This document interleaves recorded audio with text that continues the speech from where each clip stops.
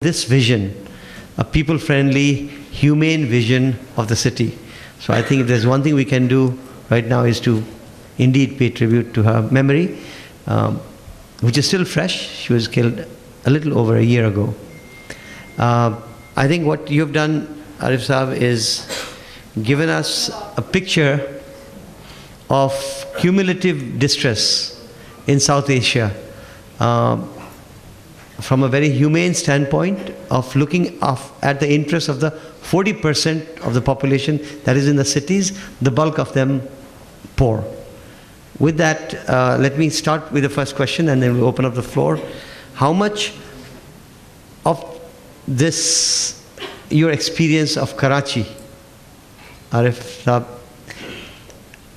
actually transfers to Bombay and Dhaka, just to use two examples, because you spoke of your experience with Pune and some comparisons made with Pune, but the mega cities are these other two I have mentioned. How much of your experience of the social processes, the project versus the planning, the land mafia, the land sharks, etc., and the financing of the motorbikes, how much of it relates to these other cities? I haven't really personally experienced Bombay for many years. So I cannot answer. But what I have read of Bombay, and I have read a lot on Bombay, the similarity is very much there. As a matter of fact, you could just sort of transfer the name Karachi to Bombay and Bombay to Karachi, in my opinion, with the exception that Bombay doesn't have that nature of ethnic strife that you have in Karachi. Maybe it will have that. As populations from outside increase, that is what happened to Karachi. So I don't know. As far as Dhaka is concerned, the processes that I have mentioned in the rural areas, I think in Bangladesh that happened during their war for independence. It changed things considerably. Okay. Floor is open.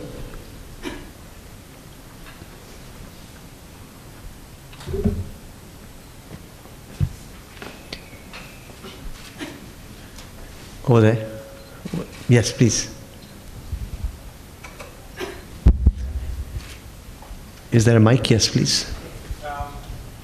Please speak into the mic. Arif Saab, you said that one of the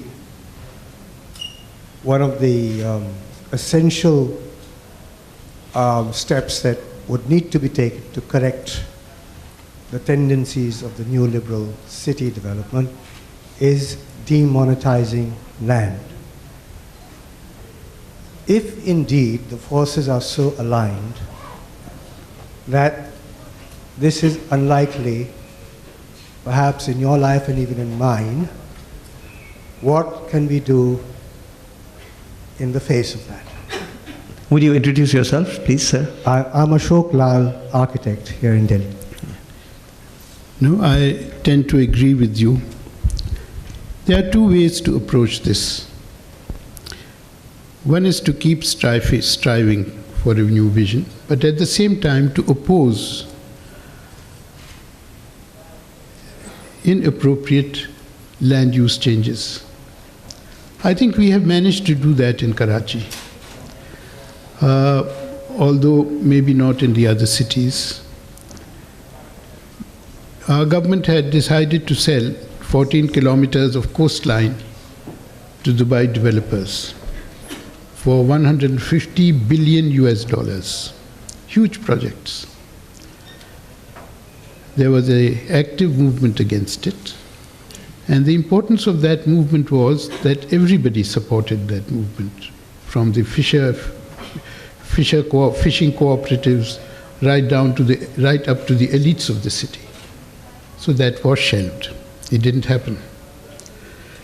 I think the same thing happened in the case of Dharavi also, where the Maharashtra government had almost sold that place off, but there was opposition to it, so it was stopped. So I think this is very important. And we've done it in a number of cases in Karachi. But for that, what is important is that not one organization, but there should be a huge network of organizations that come together for it. I don't think there could be a big network of organizations for decommoditizing land, no. But there could be a big network of organizations for opposing projects of this type. And another example was the Liari Expressway, where the government forced the people to, evicted the people to build the expressway, but some people refused to get evicted. It's now 14 years, the expressway is not complete. And the state is forced to negotiate with those people on their terms. So I think pressure of this sort does bring about a change.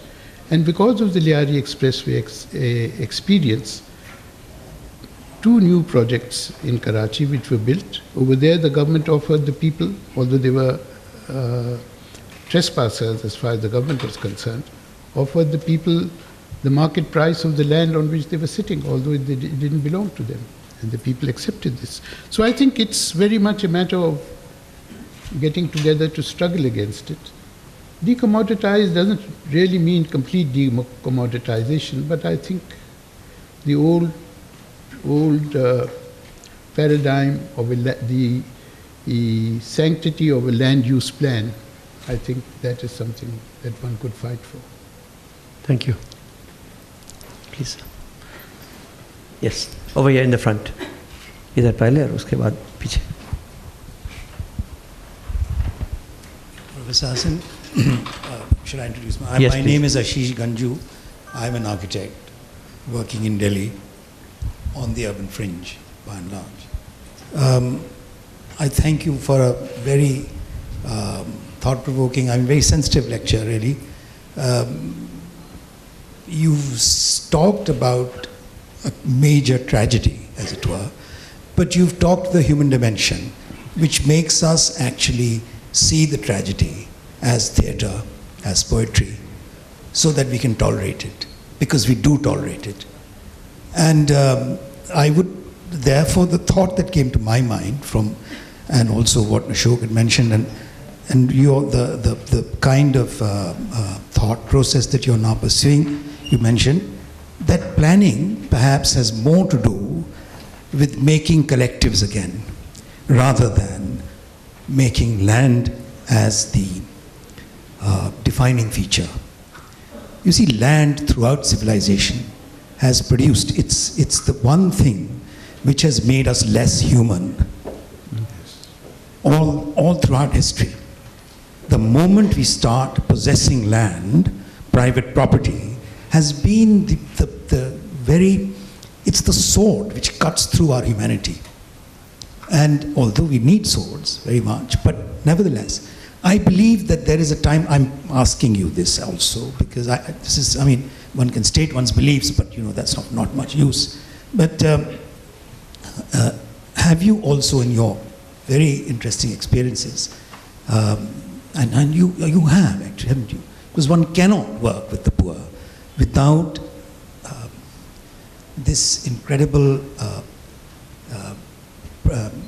capability of making fellow feeling the basis of one's techniques. And so my question really is that, do we have a set of techniques already emerging within the formal sector? Because the poor manage, it's the formal sector which is not able to. The planners can't deal with them, and the state therefore denies that. And it's impossible now. The state is also realizing that it's not 40% of our cities which are outside the system, it's 60% and more. And every day that figure is increasing. In Delhi, it's absolutely wonderful the way it's happening. I live in an unauthorized colony. I live with people who are constantly occupying land. When the demolition team comes, as it happened 2 weeks ago, after that, they occupied more. They consolidate their position. Now they know they are not going to come back. You see, the demolition crews takes a huge amount of organization to get a demolition team together. And once they've done it, they can't come back for another few years. In the meantime, thousands more will occupy that land. And it is out of the clutches of the developer. And the example you gave from Dharavi was absolutely to the point. I mean, Dharavi can bring Bombay to its knees in an hour. Thank the you. people of Dharavi. And the state knows it. Therefore, I believe that, the task of planning perhaps today is to find techniques and define ways of collectivism and not of coloring paper in land use. Thank you. Your response? It's okay. I wouldn't agree with you more. It is of collectivism. Without that, there is no way in which you can even begin questioning what is happening or where it's going. Thank you. Quite agree with you. Over at the back.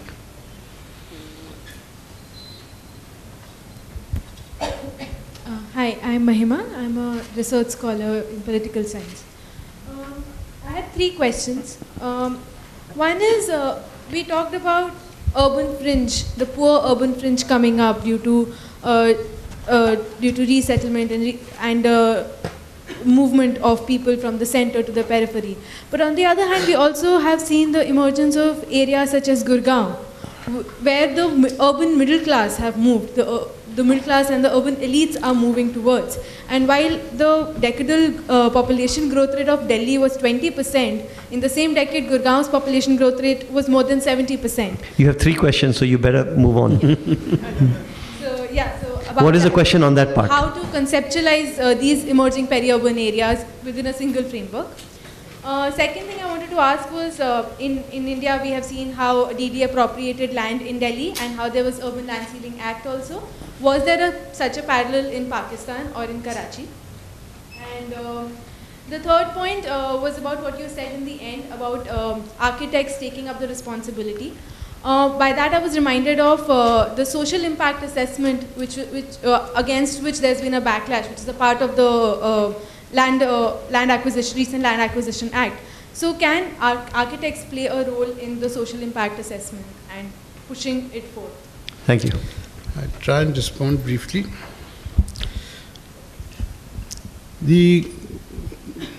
When you say Delhi increased by 20% and Gurgaon by 70%, I think I'd like to know the numbers, because percentages, I feel, have become very deceptive now.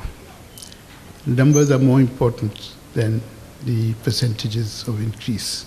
Because if I remember well, Gurgaon, when I visited it, because part of my family came from there, when I visited it in 1995, was a very small place. And there was not much there at that time. Went to my whole family residences and met the people who were there. So figures, I think, in this case are important. But there is a demand. I mean, you have this middle class and you have the elite, and there is a demand. For this in Karachi, we have proposed, of course we keep proposing, hopefully it will mean something one day, that there should be no development that is less than 850 persons per hectare in density. Because the elite densities are about 200, 250, which are simply swallowing up land very fast. And there is a very fast growth in elite settlements, in the elite population as well. The other question that you asked about the Land Ceiling Act. No, we've never had a Land Ceiling Act. But there was a law that there would be no plot of land that was more than 500 square yards. That was for Karachi alone. They did away with that in 1995. So you can have 10,000 square yards if you like now. It's not a problem. Regarding the architect's role, I think the architects need to reconsider. I'm talking as an architect. They need to reconsider what they have been taught at universities. And there is a need for a change in curriculum. The major problem is that even where changes have taken place in curriculums, when the architects leave the university and get to work, where do they work? So there has to be an increase in the number of architects who do unconventional work, so that younger architects can be associated with it and this movement can grow. I don't think that has happened sufficiently, although it has happened, but there's still a very big gap and a very big unmet demand of this sort of development.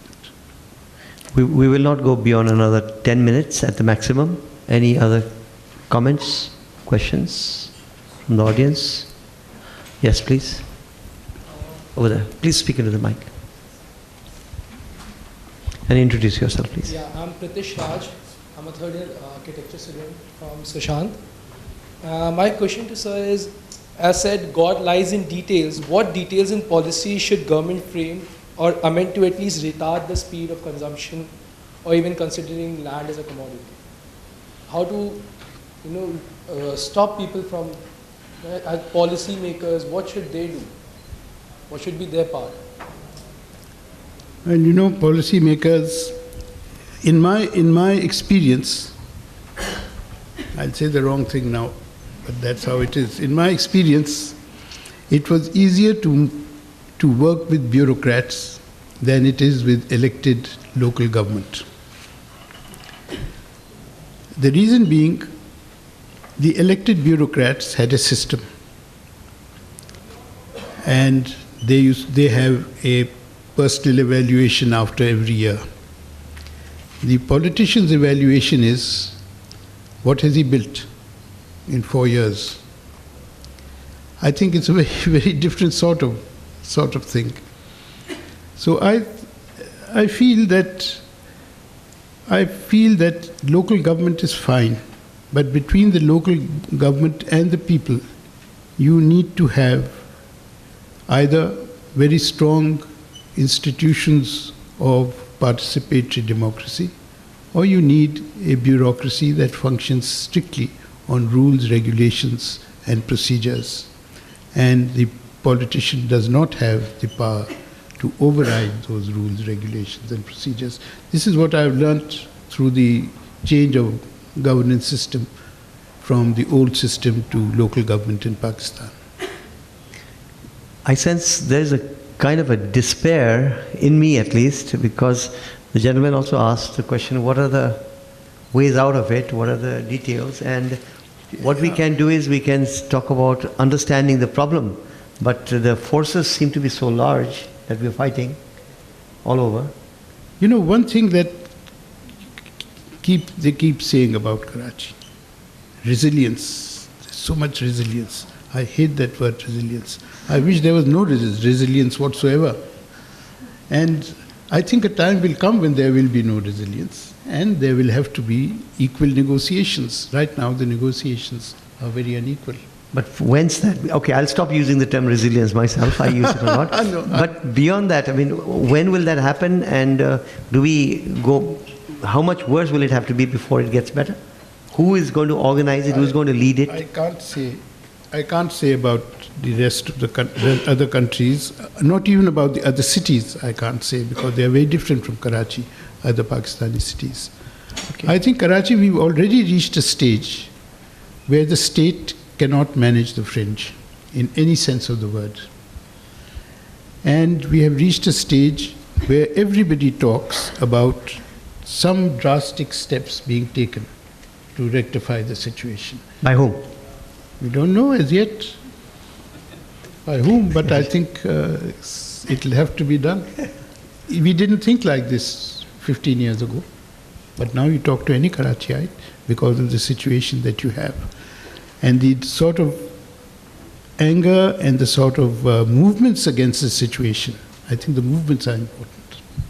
Sir. There was some talk about collectives. Introduce. My name is Joseph Mathai. I work for Books for Change. There's been some talk about the importance of collectives and organizing collectives of the labouring poor, especially in working class settlements. I've noticed when it comes to working class settlements in Delhi, you will find representatives of the two leading parties, and you also find then NGOs. Rarely do you find the left, in working class settlements. So the left seems to be a little too much focused on, organization around the places of labor, the shop floor and things like that. So there needs to be some working around in the mindset about having to, especially in the context of informal labor, making the household the shop floor. There needs to be some kind of a working around the minds of people working with poor to look at the locality as a means of organizing, laboring poor. What has been the experience in Karachi? I've been a good Marxist in my youth. But more than 35 years in dealing with poor and middle class settlements, the left does not matter to me anymore. Marxist theory somehow doesn't fit in with what is happening. This is not industrial labor. This is the services sector for the poor, and it is informal industry that services the formal industry, and it is from people's homes. Now, how do you organize this, or why should you organize this? In my understanding, every single profession, every single bazaar, every single area has its organization. They could not survive without it. That organization protects their gains and puts up their claims. And they are putting up their claims more and more successfully, at least in the case of Karachi, not in the case of other cities of Pakistan. More and more successfully they are putting up their claims and protecting their gains. That is happening. I think that is the future. Now, we would have to rethink Marxist political theory, though not Marxism itself, to accommodate this situation, which I don't think the left has done. If it does do that, maybe it can come up with a strategy. Okay, I think we've ended with a positive note that somewhere, from somewhere, something will come up. Because I think it will, the sense that Arif Saab gets from the streets of Karachi. I think the people know best, and they are more accepting of some upheaval, if nothing else is done. So there's, at the IIC today, in another room, there is a discussion on fossils.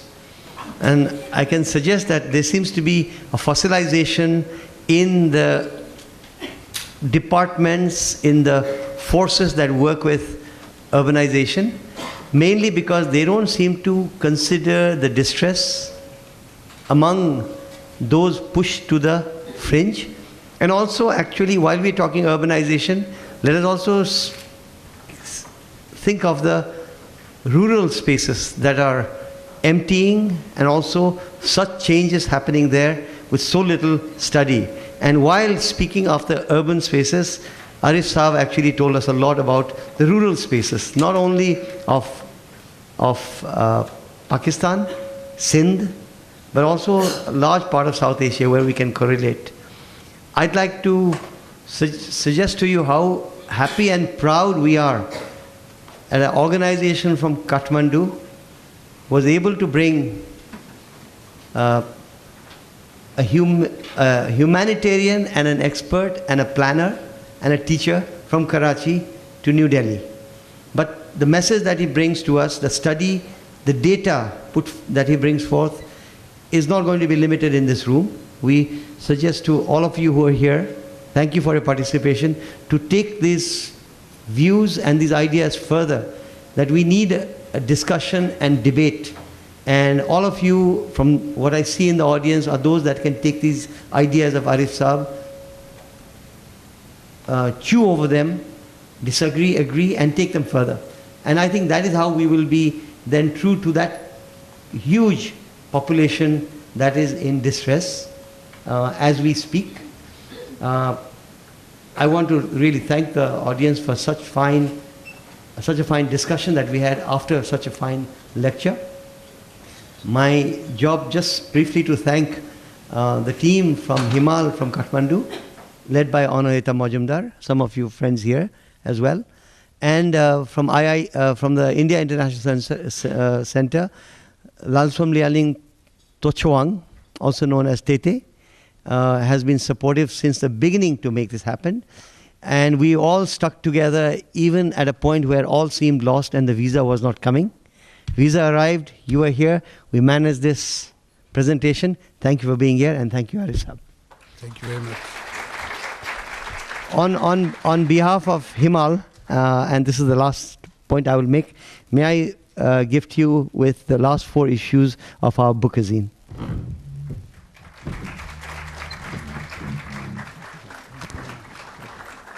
Can I just say something? Of course. You know, this lecture that I have given today. Is it working? Mike. Yeah, it is working. The lecture I have given today, the material from which it is drawn is on my website. It's called arifhasan.org. And it also lists my books and also more recent work from which I have cited. Thank you. Ideas get across. And what message do you want to convey? To whom? To the entire South Asian nation? I think that the most important thing is that we should look at what is happening and understand what is happening, why it is happening, and who is making it happen.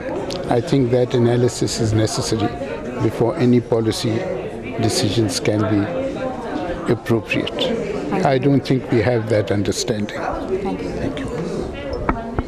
Himal Kathmandu.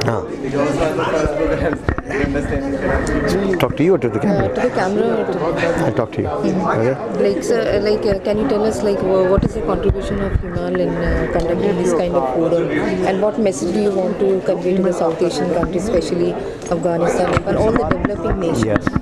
What we feel at Himal is that the experiences all over South Asia are very similar, and we must actually cross-pollinate and learn from each other and take this to subject, the whole idea of what are the kind of distress that the poor people are suffering, experiencing in Karachi, in the Karachi region.